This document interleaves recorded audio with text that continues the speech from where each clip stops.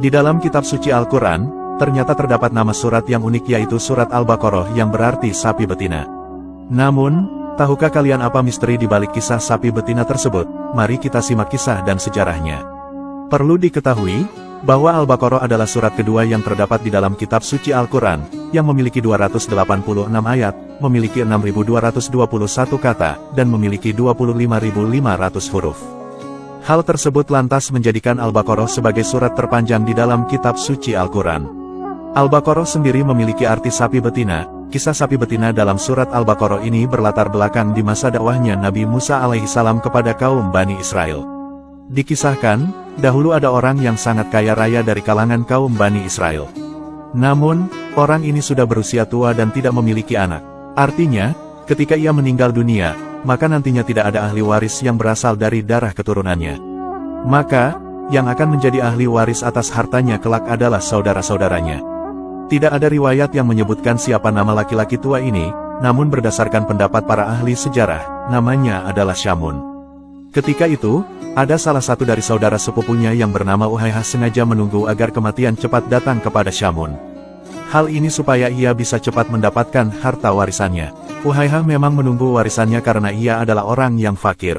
Ketika itu, keluarga Uhaihah hidup dalam kemiskinan. Ia sudah bertahun-tahun menunggu tapi ternyata maut tidak juga menjemput Syamun. Akhirnya atas godaan dari setan, terbesitlah suatu rencana di hati Uhaihah untuk membunuh saudara sepupunya ini. Kemudian, tibalah hari di mana Uhaihah akan melakukan aksi bejatnya ini. Ia lantas menghabisi nyawa Syamun. Lalu untuk menutupi kesalahannya, Uhaihah lantas membawa jasad Syamun ke pinggir kota. Tujuannya adalah agar orang-orang di antara dua kota itu saling menuduh satu sama lain. Jasad Syamun lantas diletakkan di antara dua kabilah di wilayah Bani Israel. Ketika waktu pagi tiba, jasad Syamun lantas ditemukan oleh seorang warga yang ada di daerah itu. Maka saat itu, ia kemudian mengenali jasad manusia yang bernama Syamun itu. Lalu, ia pergi kepada saudara sepupunya untuk memberitahukan atas kejadian tersebut. Orang ini berlari ke rumah Uhaihah kemudian mengabarkan bahwa Syamun ditemukan tewas di perbatasan. Agar tidak dicurigai, Uhaihah pura-pura terkejut dan dia menangis dengan kerasnya.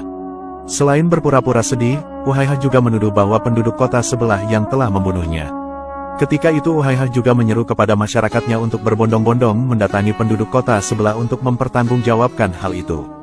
Mengetahui bahwa kota sebelah akan diserang oleh penduduk Uhaihah, maka mereka lantas bersiap untuk berperang. Akhirnya, ketika itu kedua kabilah semakin memanas dan mereka saling menuduh satu sama lain. Ketika konflik sudah mau dimulainya peperangan, tiba-tiba datang seorang kakek yang berusaha meredam emosi kedua kabilah ini. Kakek itu berkata, "Saudara-saudara sekalian, jangan biarkan setan menguasai diri kalian. Bukankah di tengah-tengah kita ada seorang Rasul, mengapa kita tidak pergi menemui Nabi Musa alaihissalam untuk menanyakan keadilan akan tragedi ini?" Akhirnya, kedua kabilah ini beramai-ramai mengunjungi Nabi Musa alaihissalam. Mereka lalu menceritakan kronologi tragedi itu kepada Nabi Musa. Mendapati keluhan mereka, Nabi Musa kemudian berdoa kepada Allah Subhanahu wa Ta'ala agar diberi petunjuk untuk mengetahui siapa pembunuh Syamun. Allah kemudian memerintahkan Nabi Musa untuk menyembelih seekor sapi betina. Hal ini sebagaimana tertulis dalam kitab suci Al-Quran. Allah Subhanahu wa Ta'ala berfirman, "Dan ingatlah ketika Musa berkata kepada kaumnya, sesungguhnya Allah menyuruh kamu menyembelih seekor sapi betina." Mereka berkata, "Apakah kamu hendak menjadikan kami buah ejekan?" Musa menjawab, "Aku berlindung kepada Allah agar tidak menjadi salah seorang dari orang-orang yang jahil." Quran Surah Al-Baqarah ayat 67. Setelah Nabi Musa mendapat petunjuk dari Allah Subhanahu wa Ta'ala, beliau kemudian memerintahkan kepada para kabilah untuk menyembelih seekor sapi berjenis kelamin betina. Mendengar perintah aneh ini, orang-orang dari kabilah lantas menjadi heran dan bingung. Dalam benak mereka berkata, apa hubungannya orang mati dengan perintah menyembelih sapi? Dalam kejadian ini juga timbul pertanyaan kenapa harus sapi. Padahal, di dalam hati orang Bani Israel ketika itu masih menuhankan sapi sama halnya seperti Samiri. Setelah diperintahkan untuk mencari sapi betina oleh Nabi Musa, orang-orang Bani Israel bukannya langsung mencari sapi malah banyak bertanya seperti menanyakan mau sapi seperti apa, dan mau sapi yang warna apa. Ketika Nabi Musa mendengar banyak pertanyaan dari mereka tentang sapi, Nabi Musa lantas memberikan ciri-ciri yang sulit yang terdapat pada sapi yang harus mereka cari.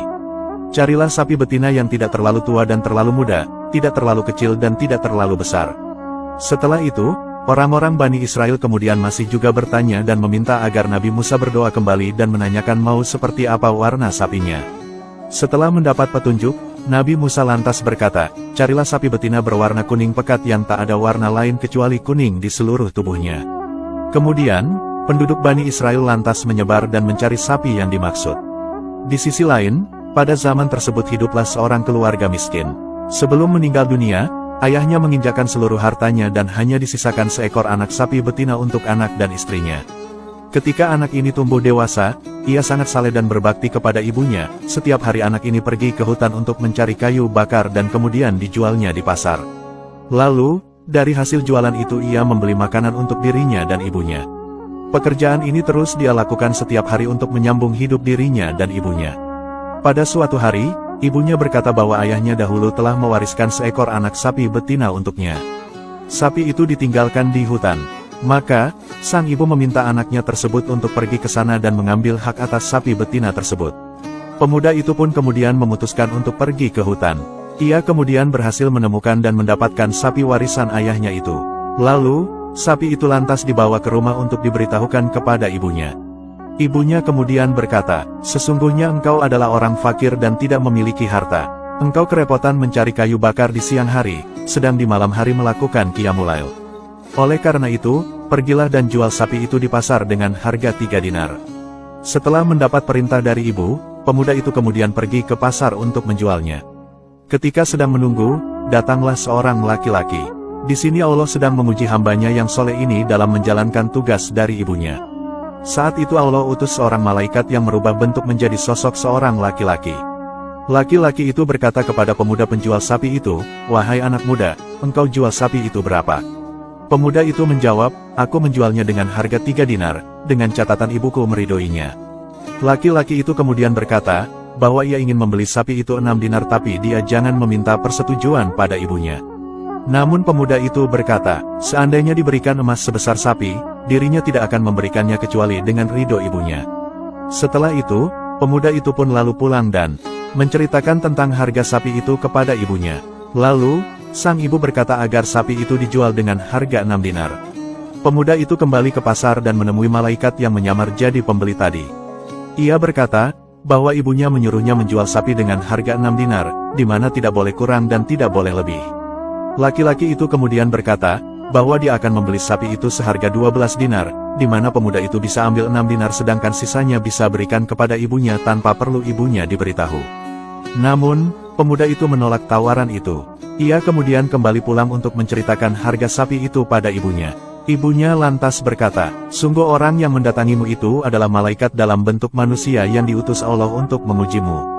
Jika ia datang lagi, katakanlah padanya, apakah engkau memerintah kami untuk menjual sapi ini atau tidak? Pemuda itu kemudian berangkat lagi ke pasar dan dia pun bertemu dengan malaikat yang menyamar tersebut. Pemuda itu lantas menyampaikan pesan dari ibunya. Mendengar pesan si pemuda, laki-laki itu lantas berkata, jangan jual sapi ini sampai datang suatu hari nanti, di mana akan ada orang yang membelinya atas perintah Nabi Musa bin Imran. Kemudian, baru jualah sapi ini dengan harga emas seberat bobot sapi ini. Setelah itu, pemuda itu kemudian pulang dan tak jadi menjual sapi di pasar. Dan benar saja, pada suatu hari ada orang dari Bani Israel yang datang kepadanya atas perintah Nabi Musa alaihissalam. Maka pemuda itu berkata, bahwa ia hanya mau menjual sapi betina warisan ayahnya dengan harga emas seberat bobot sapi ini. Orang kaum Bani Israel itu pun lantas terkejut mendengar harga yang ditawarkan. Akhirnya, mereka patungan mengumpulkan emas dan dibelilah sapi betina itu dengan harga seberat bobotnya. Kemudian, dibawalah sapi itu kepada Nabi Musa untuk kemudian disembelih. Lalu, Nabi Musa mengambil bagian paha sapi itu dan memukulkannya ke jasad Syamun. Atas izin Allah, jasad yang sudah meninggal itu tiba-tiba bisa bangun dari kematiannya. Lalu, Nabi Musa berkata kepada jasad Syamun dan menanyakan siapa di antara mereka yang membunuhnya. Dengan isyarat, tangan jasad Syamun lantas menunjuk pada seseorang bernama Uhaihah. Setelah itu Syamun lantas kembali meninggal lagi. Akhirnya, diketahuilah siapa pelaku yang telah menghabisi nyawa Syamun. Setelah itu, Uhaihah lantas ditangkap dan diberi hukuman atas perbuatannya. Dalam kisah lain disampaikan, bahwa pemuda soleh yang tiba-tiba kaya raya itu lantas menikah dengan istri dari almarhum Syamun yang juga kaya raya. Begitulah akhir kisah bahagia dari sosok pemuda yang awalnya miskin namun sangat soleh, taat, dan sangat berbakti kepada kedua orang tua.